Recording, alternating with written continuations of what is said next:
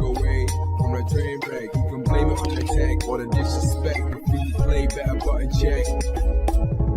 Button check. What is up, Button Check family? Welcome back to yet again a beautiful day of checking these buttons. We got a lot going on, so them chapters are down below, but also that sub button is down below as well. Thank you guys, as always, for taking the time to help the channel grow. We got so much going on, hot topics. I'm talking about a big debate where there's multiple perspectives. It's happened before, and it's happening again in a brand new way. Ladies and gents, let's go. Now it's time for them beautiful sponsored buttons that need to be checked, and it is all due to you guys. I want to thank you so much for helping the channel grow, because now we have opportunities like this to get sponsors. And once again, it is into the AM. As you notice, I always wear this hat. It's probably my favorite hat that I own right now. The comfortable, or I should say the clothing is so comfortable, I can't help but wear it. You might notice, like usually the sweaters or the shirts, this is actually a new tee. They just sent me this one. Check this out. Just got this in the mail along with others that I'll show you in a second. Just because they're so comfortable, that's why I usually wear them when I'm filming. And in case you forgot, I'll put them on the screen, and definitely the link down below. Check them out and get the savings. We'll talk about that in a second, right? But into the AM, they're a team of artists and creators that share a common vision. They see clothing as a canvas to express what drives you, and they've been established ever since 2012. They've developed premium apparel that elevates self-expression and provides unappareled comfort for wherever your passion takes you. And their team of skilled artisans craft each garment with the highest quality fabrics and eco-friendly inks. And speaking of high quality fabrics, I just got these in the mail, so I'm gonna show them to you guys right now. On top of that, I'm gonna put some on the screen. They got the graphic tees, brand new designs. Check these out. Keep in mind while you're checking these out, if you use my link in the description field below, it is intotheam.com/button check. You could also just click the link, but as soon as it takes you there, you're gonna save an additional 10% off the savings. There's already currently savings on the website right now, so you're gonna get an additional 10% off. It's bonkers. So there you have it, Into the AM. Definitely check them out, and I want to thank you guys for making this possible. And as promised, I'm gonna show you the new tees right here. So this is number 1, and this is number 2. Here you can see number 3, and to the last one right here you can see, actually this is my wife's shirt. What the hell? I don't know how this happened. Here was number 4, the outer space vibe. You already know. So there you have it, Into the AM. Definitely check them out. Link down below. Get that savings today. And once again, it's just because of you guys helping the channel grow. This is their 3rd time sponsoring the channel this year, so I appreciate all the love. Thank you. All right, now into them first set of old heads in the FGC don't respect the new heads, or is it that the new heads don't respect the old heads? What the hell I'm trying to say is there's a debate that's going around. It's been bubbling for we've seen it before, right? But it's definitely been bubbling off for, I would say, for like the last 2 days or so. And it has to do with some people debating were games harder back in the day versus now? Were players better back in the day versus now, right? And I'm gonna present it to you the way I kind of, the way it unraveled to me. And it starts right here with none other than Chris T on his channel. Chris has been having some fire-ass interviews lately. His link down below, definitely check him out. The show is called Talking with T, right? Where he interviews different pros and personalities in the FGC. He had a good one. I wanna say this one actually was done like a month ago, and it was with Ryan Hart, right? The legend Ryan Hart. Well, they got into some interesting topics, so this is kind of where it started from. We'll unpack everything. Let's get it. The quality of games have gotten easier. So now people that weren't even able to touch these guys before are now able to do okay, or be on par, or even win sometimes. Take like a MOV or like a Haitani or someone, and play those guys on Street Fighter 6 or Street Fighter 5. You might do all right. You might even win. But play either of those on Street Fighter 3 and you'll get cooked. Done. It will be 20-0. Like, people don't understand the difference in the actual levels of the guy. It's not that the guy is good, but you've improved and now you're on the level. No, the game has given you access to him because the game is easier now. And you can tell it's easier now by how many good players there are. Like, everyone's good now. Yes. That says everything. Why isn't there a limited playing field to who gets good? Why does everyone get to get good? Because the game's easy. Third Strike, you weren't seeing hordes of people get good because the game was mad hard, So a Street Fighter game comes out, Daigo, always top level. Any Street Fighter game. You know what I'm saying? Like Tokido, always top level. There's consistencies with the people that have that kind of longevity, yeah? But there's some inconsistencies. Like, you'll see Street Fighter 4, a guy will be top tier. Street Fighter 5 comes out, the guy's nowhere to be found. Right. Street Fighter 4 comes out, guys, not good. Street Fighter 5 comes out, That's really good. Yeah. Yeah, what's going on? What if you, as a player, if you excel as a player, that should come through anyway. Whether you're playing King of Fighters, Street Fighter, and I know that certain systems appeal to different styles of player. I get that. That's cool. But yeah, you can always tell the games that cater more to accommodating more numbers, or games that are really challenging in a way where there's an elite few. Street Fighter 4 was harder than 5, but it wasn't as hard as 3. Correct. Even though technically it was more, even though technically it offered more, it wasn't as skill-based as 3. All right, man, that is a lot to take in right there. How do y'all feel about that?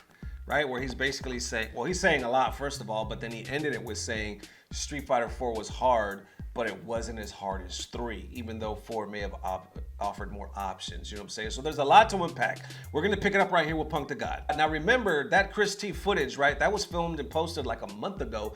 Punkdagod just posted this yesterday, right? Right here saying, fighting games nowadays have been taking away from unique play styles, and that kind of sucks. It was nice seeing different styles, rather it be lame, aggressive, neutral, based, etc. Now they're just trying to make everybody play rushdown style, which I just don't think suits everyone, right? I mean, there's almost 4,000 people agreeing with that, right? At the time that I saw it. Perfect Legend adds to it saying, unfortunately, it's been doing that ever since 2015. Others are like, developers decided a while back that offense and aggression is both more exciting and easier for new players to grasp. Also, every time a specialist character is strong, zoner / lame grappler or weirdo, average players lose their damn minds and they nerf them to the Stone Age, which is an interesting damn point, because I was talking to Dirty Low the other day and I was like, why the hell is Geef why does he suck ass in every version of the game since 4, basically, right? I was like, why don't they just give him green hand? Why can't he be top tier?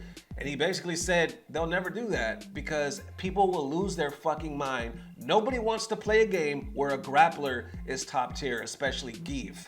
That's the first time I thought about that. Is it true? Like right here, what Fluxover just said, is there some truth to that? You know what I'm saying? Like they purposely do not buff certain characters because they know it might kill the game. And I see Tempest NYC adding to this saying, as somebody who usually loves rushdown / standard characters, I 100% agree. I really think for the future of fighting games, they should give players the freedom to play how they want without being punished for it. Obviously, some metas will lean in some sort of direction, but it's too aggro at the moment. Then RobTV adds as well saying, games are easier now, but the competition is much harder, point blank, non-debatable. And no, it's not because of the games being easier, it's because of access to information, more money on the line, and more people taking it serious. Nothing I said here is debatable. Damn, Rob, talk your shit, right? Mena asked this as well, saying it is easier for us, the new generation, to understand how older things work than for people from the older generation to understand how new things work. I believe because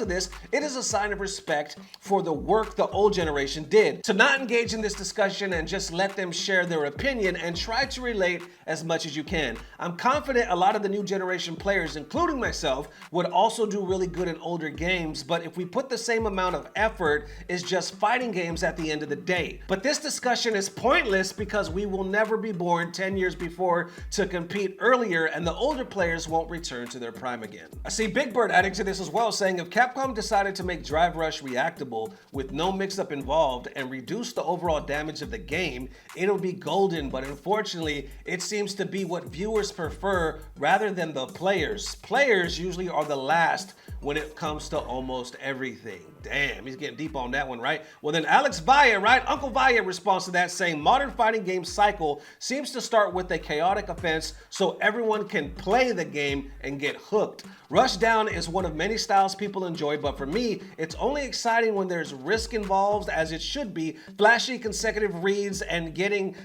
to knowing that you can get clipped at any time. For example, Kim is on the offense character in Street Fighter 6, but Jury can DJ, etc., can do whatever she does does with one DR frame and then get the party started, but better. Makes Rushdown style feel homogenized across the board, and that's not a good direction if you're designing unique characters. I'm hearing some players saying the similar things about the heat system in Tekken 8. Would love to see other styles flourish in future seasons. And I even see Sajam adding to this, right? Saying, I will only engage in modern fighting game discourse temporarily on Twitter to say I'm not surprised at the players who feel that way about the new versions of the game. Partially because the games are designed away from the last title, and that means usually away from the playstyles of the most dominant players at that game. So it's not surprising they feel in opposition of the way some players want to play the game. Then if Justin's Wong, I don't want to be right, responds as well, saying, man, all Punkdagod said is how he missed different archetypes of playstyles in fighting games, and this fumbled into old fighting games versus new fighting games. How did this even happen? This is all your fault, Punk. Punk responds saying, I wasn't even trying to be negative about anything at all.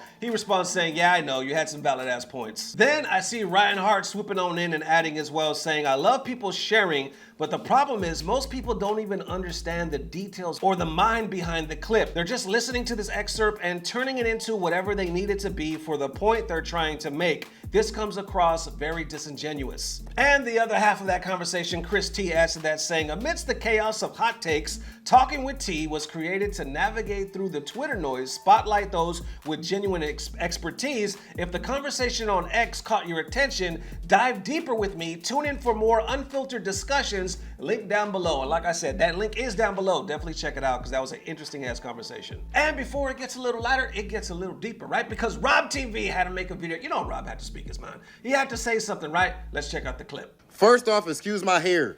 It looks like I'm about to have a 1st to 10 with Hungry Box. But regardless, Enlightened FGC, I'm tired of y'all motherfuckers, man. And you know what I mean by that? I'm talking about the members that are like, come on. Oh my God, you guys are having the same debate again. Here we go again. Uh-oh. Why are you guys even debate? As if we, listen, bro, first off, you're not some super enlightened, intelligent being because you realize we're having the same debate again. Okay. Where did you grow up? Do you watch sports? Have you ever been to the fucking barbershop, which I'm going to be going to tomorrow because it look crazy? You know, people have debates in there all the time. I go in the barbershop and have the same debates that my goddamn daddy used to have back before I was born, I'm sure. Just about different athletes at this point. Okay. So it's okay for us to debate. It doesn't mean we hate each other. It doesn't mean the fighting game community is regressing. It's okay. Some of us disagree with what Ryan Hart said. Ryan Hart disagrees with us on some stuff. We still love Ryan Hart. Ryan Hart still love us. Me and Justin Wong be disagreeing on shit. I still got love for the OG. That's still my dog. And he still got love for me. I'm still his dog. Okay? We can talk shit. It's fun for some of us, bro. We like to fucking debate. Right. We got testosterone. You know what I mean? Is that okay? Is that a problem with y'all? You are not some omnipotent, enlightened being because you're pointing out that it's the same debate again. Wow. We know, and we like it. Close Twitter, bro. Close fucking Twitter. That's what's up. I guess we gotta close Twitter. Rob ain't playing around. Talk your shit. Oh, damn, I'm throwing stuff everywhere. Talk your shit, Rob. That's what's up, man. I'm sorry if the mic, I just lit it on fire right now with all that noise. But look, that's an interesting perspective as well. Now let's go back real quick. There was a lot of things said. It could be taken certain type of ways. I don't know if we'll ever resolve that debate, but I did see that too. I saw that on Twitter where people were posting like, are we talking about this again? We do this every year and yada yada. I saw that, right? But Rob has a point where he's like, look, it's just us talking. It's not like anybody actually hates each other. It's kind of like barbershop talk, which I can kind of relate, right? Because I grew up talking shit in my family. That's why I like to talk shit in the FGC. I like to keep it in the game. You know what I'm saying? I grew up with a family that loves trash talk, you know what I'm saying? And they were gonna let you have it every which way. So for me, it's fun, you know what I'm saying? And debates like this is also fun as well. We're very passionate. We're a very passionate community. And what we believe, we believe, you know what I'm saying? So something like this, I don't really know what the right answer is. I think a lot of people make a lot of different valid points, but how y'all feeling? Let me know. There it is, ladies and gents. Definitely let me know how you are feeling. Thank you guys for the amazing love. And big shout out one more time to Into the AM. You see the T, you see the hat. I'm always wearing the hat at least, right? For sponsoring this video. And I really mean it, y'all. It is because of you that I'm real quick, just hang with me real quick. I was very intimidated, and I would even go as far to say scared, you know what I'm saying, to do this full time. Because it's you have to have faith, and you just have to go and believe in what you're doing. You know what I'm saying? This is the first time that I have ever done that, you know what I'm saying, and believed in something almost, I mean, you're basically an entrepreneur, you know what I'm saying, and do it full time. And it's so far we're doing it, and it is sometimes slow, sometimes fast, but every time I get a sponsor, I just thank God, man, and I thank you guys, man, because you have no idea how much it means to me. This, the Patreon, everything just makes this keep going, so I appreciate it from the bottom of my heart. And with that being said, we will definitely see you soon. If not tomorrow, definitely the next day. More than likely it'll be tomorrow though. And as always, I don't know what it is, but I know it's about to get better. Love y'all forever. Peace. Blah, blah, blah. Subscribe. And now for that moment of FGC bliss. This one right here, I noticed somebody by the name of @TechandChannel. They posted this literally just yesterday, saying versus knee. Enjoy. Ah, Shiba! Ah, Shiba! Ah! Ah! Ah, Shiba! Ah! Ah, Shiba! Ah! Ah! Ah!